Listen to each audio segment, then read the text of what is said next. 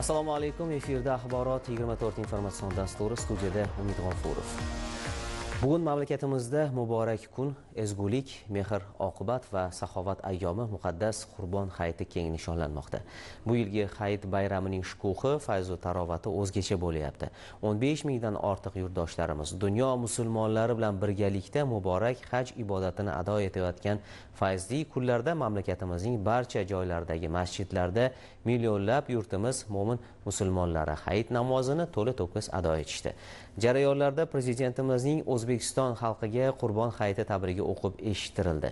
Yurtimiz tinchligi, xalq farovonligi, oilalar xotirjamligi va mamlakatimiz ravnaqi uchun duolar qilindi.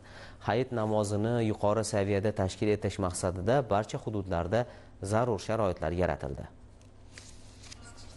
Bugun erta tongdan yurtdoshlarimiz Toshkent shahridagi Hasti Imom jome masjidiga ham muborak Qurbon hayiti namozini ado etish uchun to'planishdi. Qurbon hayitining fazilatlari borasida ma'ruzalar tinglandi. Xususan, mamlakatimizdagi diniy bag'rikenglik siyosatiga qaratilgan e'tibor, ma'naviy qadriyatlar yuksalishi yo'lida amalga oshirilayotgan sa'y-harakatlar, bugungi farovon hayotning mazmun mohiyati, xususan davlatimiz rahbarining O'zbekiston xalqiga yo'llagan bayram tabrigi haqida so'z bordi. Jumladan Qurbon hayitini munosib nishonlash, bu kunni ulug' bayram sifatida yaxshi kayfiyatda o'tkazish lozimligi tavsiya etildi. Barcha yurtdoshlarimiz tinch va osuda vatanda yashayotganimiz, xotirjam ibodatlar qilayotganimiz uchun Yaratganga shukronalar aytdilar. Shundan so'ng Qurbon hayiti namozi ado etilib, duolar mustajob bo'ladigan g'animat lahzalarda yurtimiz tinchligi, xalqimiz farovonligi, dasturxonimiz to'kinligi so'rab duolar qilindi.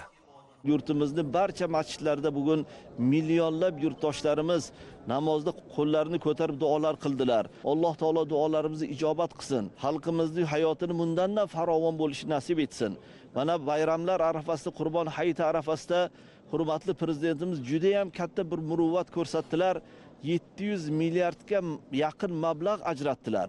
Ana shu mablag'lari aynan yurtimizdagi ayni ehtiyojmand oilalarga, o'quvchisini yo'qotganlarga, bemorlarga, shifo talablariga yetkazib berildi. Shu bilan bir qatorda 216 ming xonadonga prezidentimizni bayram tuhfalari, sovg'alari, oziq-ovqat mahsulotlari kirib bordi. Ko'pchilik xalqimiz prezidentimizni duo qildik. Prezidentimiz boshchilik butun elimizni, xalqimizni duo qildik. Allohim duolarimizni ijobat qilgan bo'lsin. Ta'kidlash kerak, yurtimizda Qurbon hayiti bayrami har yilgidek mehr, oqibat, o'zaro hamjihatlik kabi qadriyatlar bilan xalqimiz ma'naviy hayotida o'ziga xos o'rin egallagan bir sharoitda ko'tarinki kayfiyat bilan o'tkazilmoqda. Qurbon hayitini shukuhi avvalgi Qurbon hayitlariga qaraganda o'zgacha. Haqiqatda bir boshqacha bir kayfiyat bilan, boshqacha shukuh bilan o'qib chiqdik. Bir boshqacha bir taassurot qoldiryapti. Kayfiyat beryaptiki, buni yetishga tillarimiz ojiz. Sababi mana ikkita yirik majmuani qurilishi, bir yonimizda turgan Islom sivilizatsiya markazining qurilishi va ishga berilishi, Samarqandda Imom al-Buxoriy majmuasini bitkazib berilishi katta bir sovg'a bo'ldi. Prezident hojilarini, masalan, 100 kishini prezidentimiz tomonidan hajga yuborilishi hech tarixda bo'lmagan bu narsa. Qancha nogiron bolalarga mablag'lar ajratildi. Mana ko'pi tekinga operatsiya qilinyapti. Bularning hammasi prezidentimizning shoyi harakatlari, u kishilarning tashabbuslari bilan bo'lyaptiki, bundan juda katta minnatdormiz. Biz bag'oyat xursandmiz. Qurbon hayiti namozi ado etilgach, O'zbekiston musulmonlari idorasida turli diniy konfessiya vakillarini birlashtirgan samimiy uchrashuv bo'lib o'tdi. Unda yurtimizda faoliyat yuritayotgan diniy tashkilotlar vakillari muqaddas Qurbon hayiti munosabati bilan musulmon ahliga o'zlarining ezgu tilaklarini izhor etdilar. Tadbirda so'z olganlar insoniyatni ezgulikka chorlaydigan, tinchlik va hamjihatlikni ulug'laydigan qadriyatlar barcha dinlarda mushtarak ekanini alohida ta'kidladi. Ayniqsa mehr, oqibat, bag'rikenglik va o'zaro hurmat kabi fazilatlar bugungi globallashuv davrida jamiyat barqarorligining muhim omili sifatida e'tirof etildi.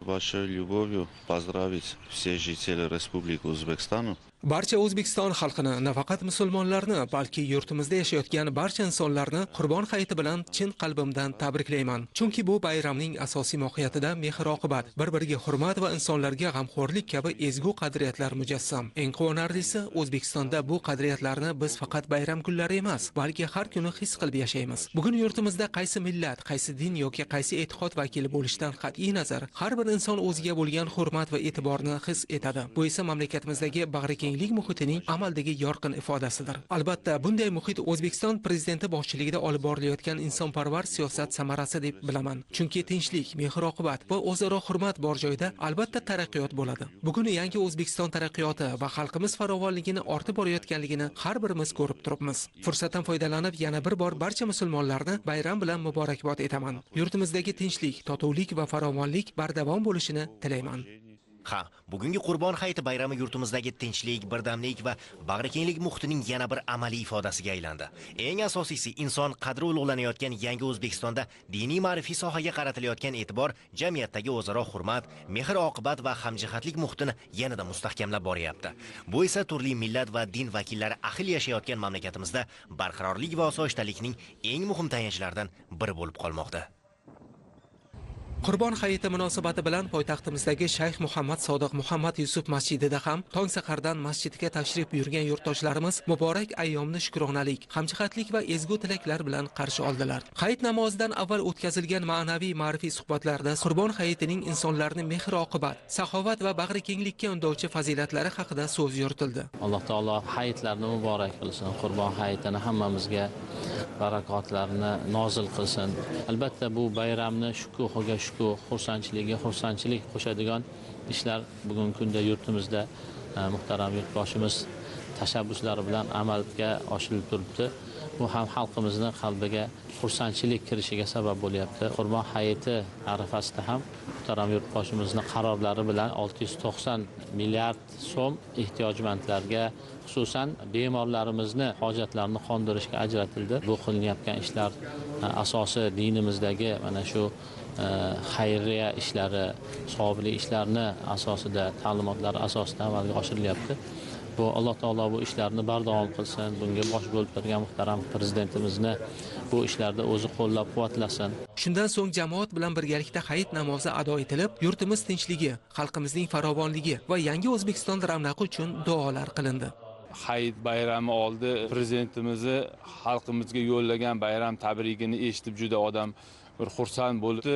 Bemorlarga ajratilayotgan pul mablag'lari, ehtiyojlarga ajratilayotgan pul mablag'lari, bundan xursand bo'lib turibmiz. Qurbon hayiti bayramidan oldin ancha qabristonlarga e'tibor qilindi, ancha hasharlar uyushtirildi, qancha masjidlar qayta ta'mirlandi, qanchasi yangi qurilib ishga tushirildi, bepul operatsiyalar, qancha bemor yosh bolalarga pul mablag' ajratildi. Shu paytgacha bu narsa eshitmaganmiz, buni eshitib odam bir boshqacha bo'ladi. Barchalariga mana Qurbon hayiti bilan chin dildan tabriklaymiz. Barchalarning xonadonlariga tinchlik, xotirjamlik bersin, yurtimizga tinchlikni bersin. Qalblarni ezgulikka chorlaydigan muborak Qurbon hayiti ayyomi yurtdoshlarimizning o'zaro mehr va muhabbat va birdamlik tuyg'ularini yanada mustahkamlab, ko'ngillarga quvonch ulashmoqda. Yurtdagi tinchlik va osoyishtalikning eng katta mahsuli bu kishilarning farovon turmushda o'z aksini topadi. Ularning xursandchiligi, bayram va shodiyonalarni munosib qarshilashi zamirida ham xuddi shunday ezgulik mujassam. Erta tongdan masjid tomon oshiqqan inson borki, uning tilak istagi osoyishtalik, farovonlik, obodlik, ertangi kunlar umidi bilan chambarchas bog'liq. Boloyi Havuz masjidida ham dastlab imom davlatimiz rahbarining xalqimizga yo'llagan bayram tabrigi mohiyatiga alohida to'xtaldi. Shundan so'ng yurtdoshlarimiz Qurbon hayiti namozini o'qishdi. Qalblarga quvonch va ezgu niyatlarni hamroh aylagan saodatli va munavvar kunda namozxonlar qalbi shukronalik hislariga to'lib toshdi. Bu bilan yaratgan tomonidan aziz va mukarram insonni, uning sha'ni, qadr-qimmati va hurmatini ulug'lash kabi muqaddas tushunchalarni o'zida aks ettirgan ushbu bayram xalqimizni hayotdan rozi qilish borasida olib borilayotgan keng ko'lamli islohotlarning ma'no mazmuniga har tomonlama uyg'un va hamohang ekanini ko'rish mumkin. Mana bugun yurtdoshlarimiz quvonchli kunlarda, bu barakotli bir tongda Qurbon hayiti namozini ado etdilar. Namoz ado etayotgan onda yurtimizni, xalqimizni, muhtaram yurtboshimizni duolar qildilar. Ularning xursandchiliklari cheksiz. Avvalambor muhtaram yurtboshimiz Qurbon hayiti bilan butun xalqni tabriklaganliklari yana quvonch ustiga quvonch, shodlik ustiga shodlik olib keldi. Va shu bilan birga muhtaram yurtboshimiz tashabbuslari bilan yurtimizdan 15 mingdan ziyoda hojilar borgan bo'lsalar, ular qatorida prezident hojilari sifatida 100 nafar ana shunday xalqimizni borganliklari yanada xursandchilikni ato etdi. Albatta ana shunday ulug' kunlarda mo'min musulmonlarning yana bir quvonchliklari ustida quvonch bo'ldi. U ham bo'lsa muhtaram yurtboshimiz tashabbuslari bilan 700 milliard mablag' mo'min musulmonlarga, ya'ni xalqimizga hadyalar qilindi. Ularning salomatliklarini tiklash, ularning jarrohlik yo'lida va qolaversa yetim bolalar uchun va shu bilan birga 500 ta tahoratxona, yurtimizdagi bo'lgan masjidlarning tahoratxonasi uchun ham mablag' ajratilganligi mo'min musulmonlarni, xalqimizni juda ham xursand etdi. Eng avvalambor ana shunday ulug' kunda biz qo'limizni ko'tarib duo qilar ekanmiz. Albatta barcha mo'min musulmonlarni, ana shu yurtimizda yashayotgan barcha xalqni Qurbon hayiti bilan tabriklayman. Xonadonlariga nur, fayz, yurtimiz tinch, osmonimiz musaffo, xalqimiz farovon bo'lsin. Aytish lozim, Buxorodagi 107 ta masjidda yurtdoshlarimiz mana shunday niyatlarni dilga joylab Eid al-Adho namozini ado etdilar. Qurbon hayitining xayrli ayyomligi, yurtimizda islom dini rivoji va ma'naviy qadriyatlarimizni asrash borasida qilinayotgan ishlar muborak kunda yana bir karra ifoda topdi. Hammamizga ushbu kunni xayrli qilsin. Bugun yer yuzidagi barcha musulmonlar xursandchilikda Qurbon hayitini tantana qilishmoqda. Bu kun dunyo ahliga barakalarni olib kelgan bo'lsin. Bugungi namozni O'zbekistonda, xususan Buxoroda o'qiganimdan mamnunman. Sababi bu zamin islom olami uchun o'ta qadrli hududlardan biri sanaladi. Bugun davlatingiz tomonidan dinimiz rivoji uchun juda katta ishlar amalga oshirilmoqda. Men Mir Arab madrasasida yoshlarga arab tilidan saboq beraman. Bu joyda davlatingiz rahbarining e'tibori sabab amalga oshirilayotgan ishlar tahsinga loyiq. O'ylaymanki, bunday xayrli ishlar kelgusida buyuklarning munosib nomzodlari kamolga yetishiga xizmat qiladi. Fursatdan foydalanib, yana bir bor barcha musulmonlarni Hayit bayrami bilan muborakbod etaman. Ko'p sonli buxoroliklar muqaddas kunda yangi O'zbekiston, yangi hayot, yangi taraqqiyot, baxtli kelajak ekanini yurakdan his qilgan namozxonlar jannat makoni yurtimizga tinchlik, omonlik so'rab, xalqimiz farovonligi, yoshlarimiz baxtu iqbolini tilab duo qildilar. Qurbon hayiti bayrami Buxoroning barcha ko'chalarida mana shunday ko'tarinki ruhda nishonlanmoqda.